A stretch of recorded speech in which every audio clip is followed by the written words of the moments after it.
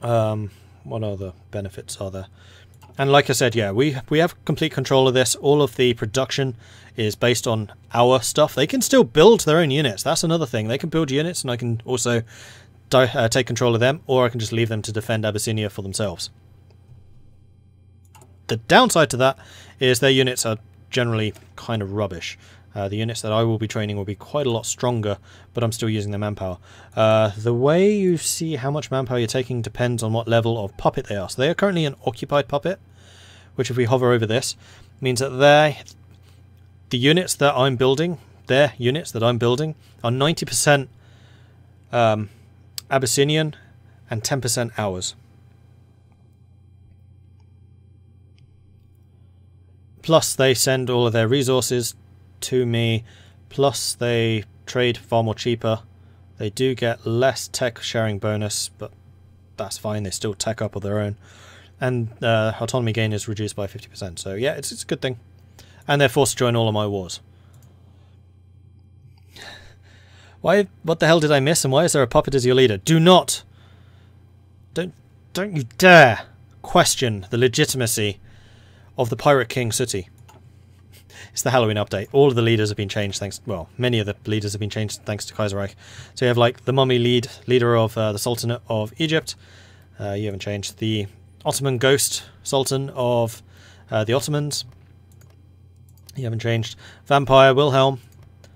Comrade Sooty, the distant cousin of Pirate King Sooty. And also, one must not forget, our other lost brother, Sooty Khan, over here in the Mongolian Khanate. Qing hasn't changed. We've got the Pimp Lord Hirohito of Japan. The Rakshasa ruler of Fentiang. You haven't changed. I'm trying to remember who's actually changed.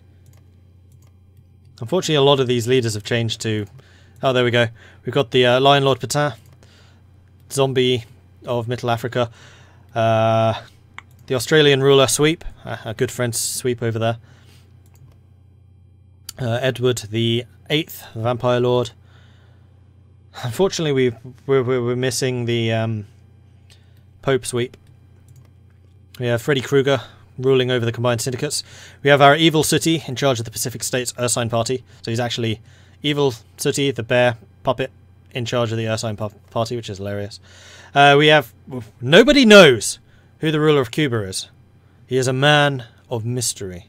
The Emperor of Norway, which I unfortunately cannot show because he doesn't actually exist, but the Emperor of Norway is in fact that guy. That is in fact the Emperor of Norway. I just had this up because I wanted to show him off because it's just so freaking hilarious. Emperor... I almost keep saying Emperor Pigeon. Emperor Penguin of Norway.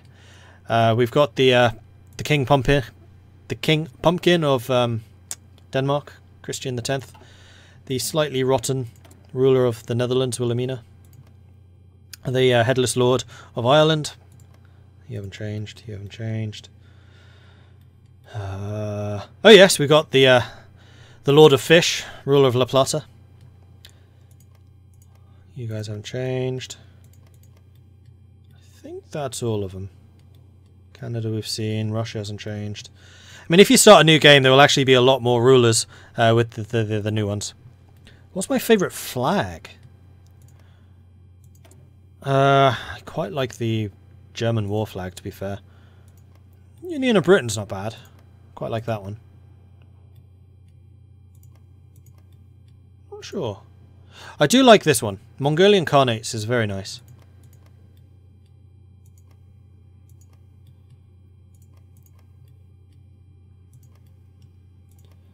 Probably Mongolian Khanate.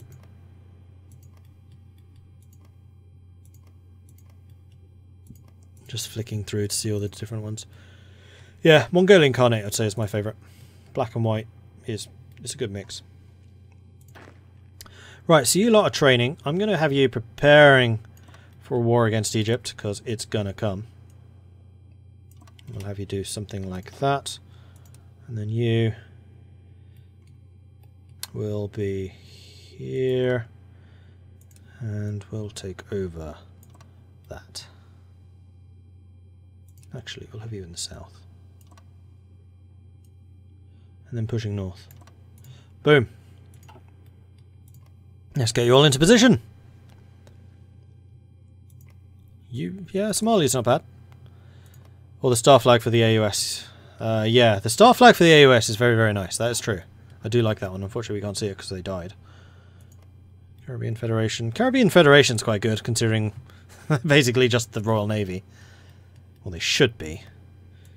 Quite like the Australasian one as well. Australian flag, but white.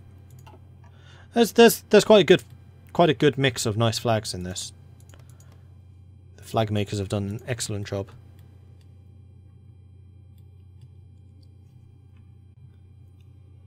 Alright, let's go back to speed 5. We can afford to just let things roll along. My garrisoning the Egyptian border is going to be really good for the Ottomans, actually, because it's going to mean less troops up here. One of the socialist terrorist cells operating in our country has just pulled off a vicious act of sabotage. Thankfully, nobody died, but several factories were destroyed. Ugh. How irritating. Meanwhile, I'm going to cancel those. And we are doing Mogadishu right now, which I'm going to add some more civilian factories so we can actually get some more stuff built up there. We do get factories from Abyssinia, so I should probably upgrade their land at some point. Does this count as core? No, it's a colony. So if we're hovering over manpower now, yeah, 0.1% of eligible non-core population, which is almost as high as my core. Ah! I'd much rather that Abyssinia had this territory and this territory. Hurrah. Hopefully I do core it in time, because it was taken in the White Peace deal with them. Still annoying though. Also, I feel like you should have a better colour. You are the Imperial Army right now, after all. Let's make you purple. And are you all assigned to that? Yes, you are. You're all training. Magnificent. And as part of this, we will be gaining army experience too. Political power is quite low. But that's because we've almost finished the government reforms, at which point we gain a bunch more political power, which is good. And then we'll get the research slot, and then I think we'll start working on the other infrastructure and civilian factory development. And then probably the unified army.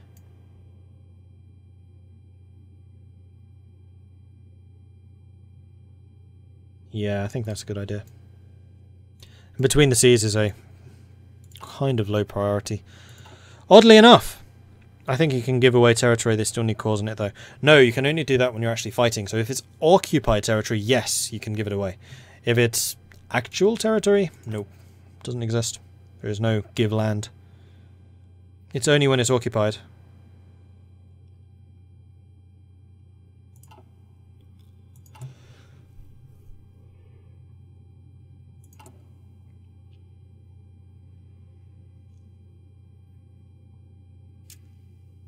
So Mogadishu will get those factories going. We're still giving up a surprising number, 15% of our consumer goods factories. Actually, we have 9 of those. No, we don't. Oh, civilian and military factories combined. Right, I forgot that it takes military factories into account. Alright, so we finished the government reforms. And that has given me a boatload of political power. I had forgotten about the plus 200 from that, actually. Which is rather nice. So I'm going to grab the School of War. We're going to grab the... for roleplay reasons, I really want to get Mogadishu University. But for gameplay reasons, I want this one. We're going to make some friends with the Ottomans. I mean, I'm going to try and support them during the Axis War and take over Egypt myself. So we're buddying up with the Ottomans because they helped us out during bad times. So we kind of owe them. And like they're going through the same reform process that we are. So it's kind of in our interests. I'm going to reduce the amount of support equipment and infantry equipment I'm producing so we can start producing some more of these. Artillery's up.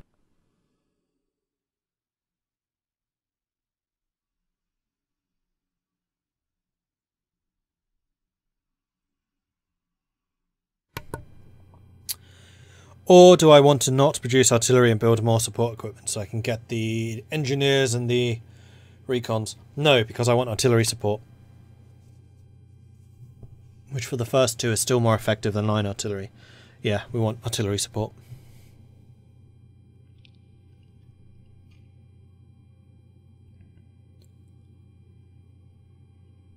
I should release Eritrea.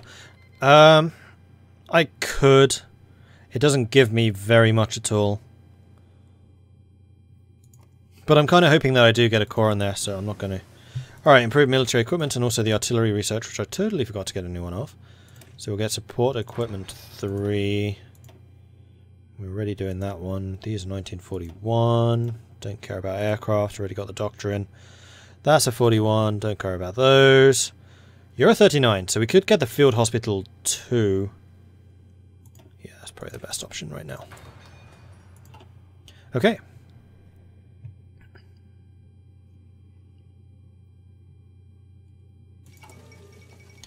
Romania has capitulated. That is not a surprise. Wow. Just big hug for Hungary. Hungarian hugs. That is so ugly. I'm sorry, Hungary, but are you able to steal them? Public welfare reforms. You have gone status quo. Dualism restored.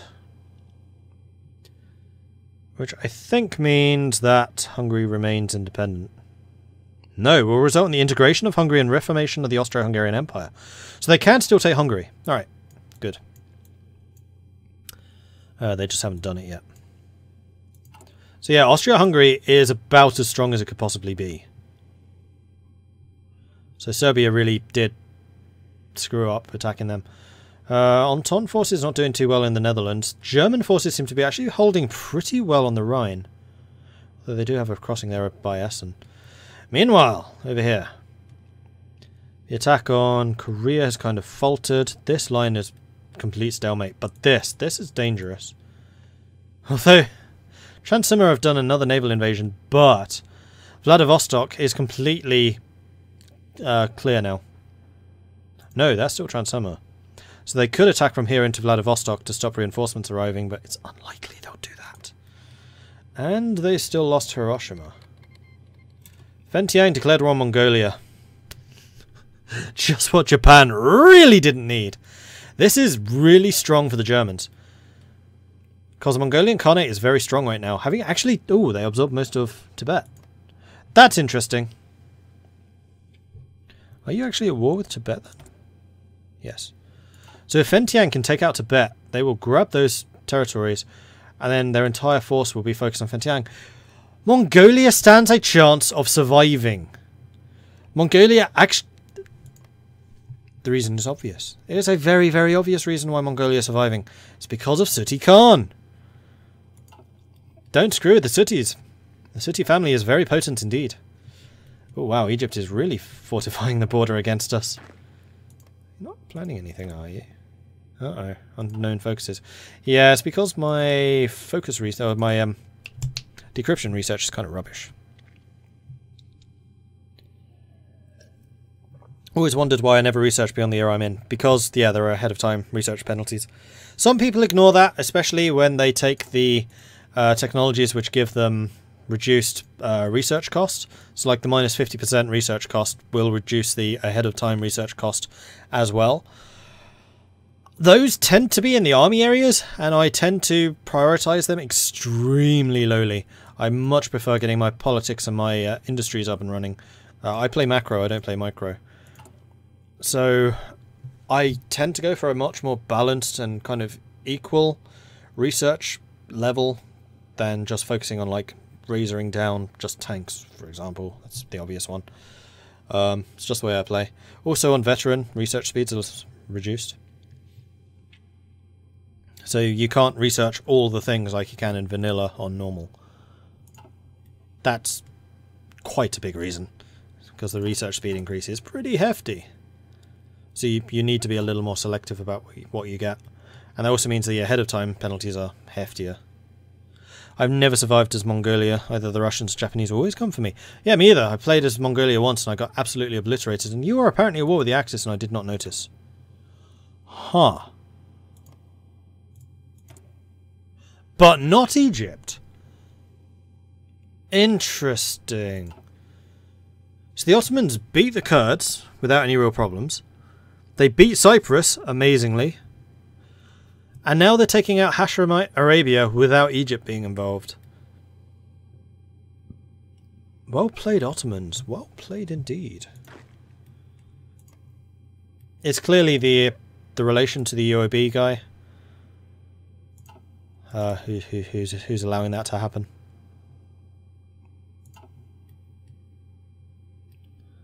Egypt apparently did not form the Axis, no. Is that a focus? Oh yeah, of course, Egypt has a focus tree now. I really need to try this. One of my favourite series so far has been as the Ottomans. And I'm kind of expecting to be playing as their opposite number would be just as interesting. I don't know whether the focus tree is like up to the same standards, but the Ottoman focus tree is like it's one of the strongest, I would say. Not in terms of like how strong it makes the nation, just in terms of immersion and all the stuff you can do. It's really, really in depth. I wish you could take over the German colonies on your coast when they're about to capitulate, like the Ottomans can with Suez, the Canadians can with Panama, Alaska, and New England. That would be kind of nice, and also Republic of France can do with Morocco. I wonder if there's a way to do that.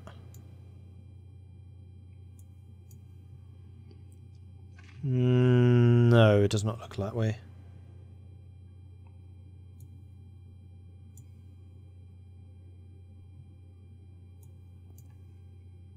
Nope.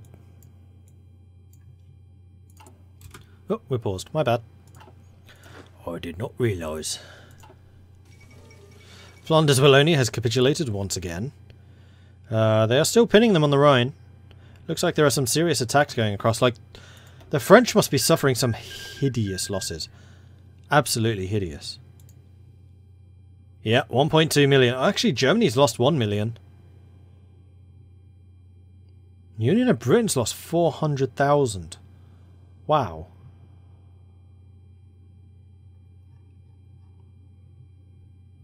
And they haven't really involved the Ukraine yet. Ukraine is like just a bag of manpower.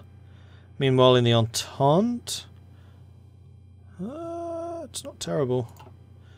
The big one, though, will be Japan versus Germany. Yeah, this is going to be colossal. 1.35 million versus 1.4 million. Germany might be struggling with manpower. I mean, Germany gets a lot of manpower, but they might be struggling. They are on extensive conscription already. Actually, so is France. I mean, if Germany can hold this line, they can do a ton of damage. If they're trying to attack across that line, they're stupid.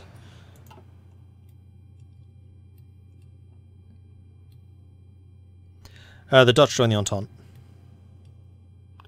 The Agrarian Revolt, I think, is actually pushing the Baratheons back. I mean, yeah, they've made a landing here, but their territory has expanded. Ah, Qing's pushing into Fentiang. Mongolia's in the war because they did kill Bhutan. Is Bhutan a puppet? What was it they killed? Was it Tibet? Tibet's a puppet of Bhutan. What? Oh wow, that would have pissed off the Mongolians. Although I guess they did take a bunch of Tibet, but still.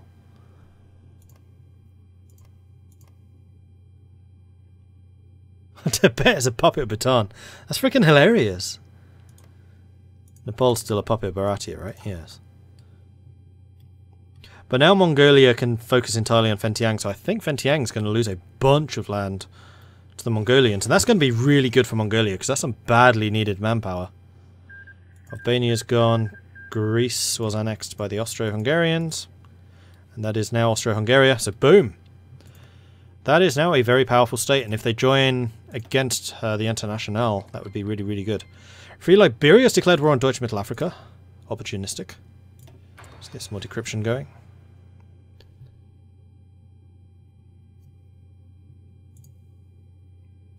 Am I not doing a focus on purpose? No. I thought I had picked another one. Apparently I was wrong. Very often I am not doing a focus on purpose, but this was not one of those times. I think we're going to go for the industry and infrastructure stuff. So as a nation as young as Somalia, we'll always need investments linking provinces and regions, especially if we are to truly modernise. Very well, make it happen.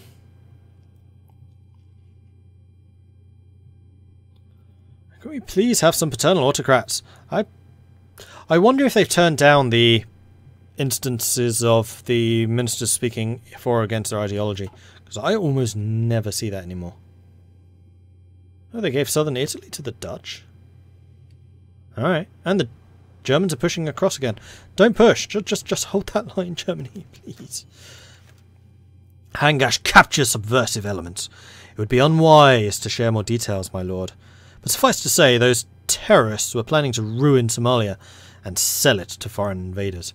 Don't worry, the threat has been dealt with. Nice, and that puts me over the limit, so I can get another thingy. Weapons, more soft attack and breakthrough. Especially before I get level 3 infantry equipment, which is a 43 attack? 42. 2 years. That should be pretty high on my list. When is the artillery 3? Also 42. So both of them should be high on my list. Although the artillery manufacturer is only production cost, this is actually soft attack and breakthrough, which for my commandos is going to be a very big bonus.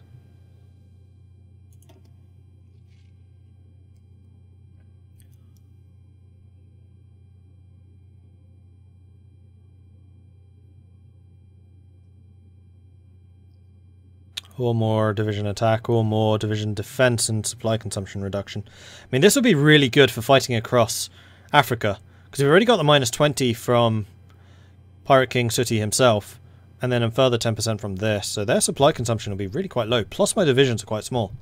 So we can just out-attrition Egypt, and we won't need very good infrastructure. Speaking of which, I need to upgrade the Abyssinian infrastructure. Soft attack, or I could switch you out for that guy.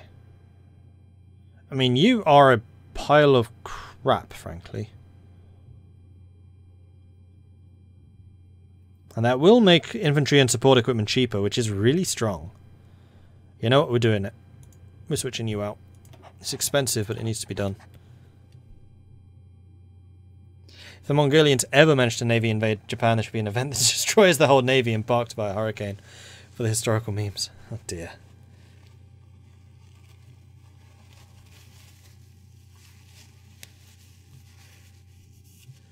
There do seem to be a lot of rare things happening in this playthrough, which I love. You don't see much of this stuff very often. Alright, so what am I short on? Motorized and support, mostly. That should be alright. Right? Yeah, I think we just need to wait for the efficiency to beef up. And then we can get more of those produced. Oh yeah, Transamura and Fentiang are definitely collapsing now. Oh, I'm so happy that Mongolia is doing well. Still worried about Russia going after them, which they might try. I can't see any of their bloody focuses. Damn it! And the Ottomans are beating, or have almost beaten the Hashemites.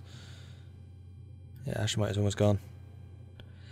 If you manage to get just a little more supply consumption, you'll be the first nation with a photosynthesizing army. Does that mean my army will have to wear bikinis? Like in Metal Gear. I posted the MacArthur picture in Discord. Excellent, thank you. So if you want to go and see what Joker MacArthur looks like, check out Discord. Which you can find at that link.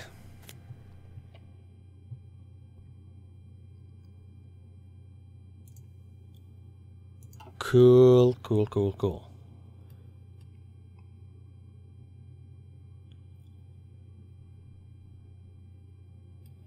Alright, still not really worth importing any stuff. Still working on Mogadishu infrastructure. We're on the last piece now, which is good. Field hospitals too. Excellent, that's more trickle back and casualty replenishment. How's Abyssinia doing in terms of focuses? Alright, you've increased your manpower. You're now up to limited conscription, so that's really good. That means I can bleed you more dry than I already will be.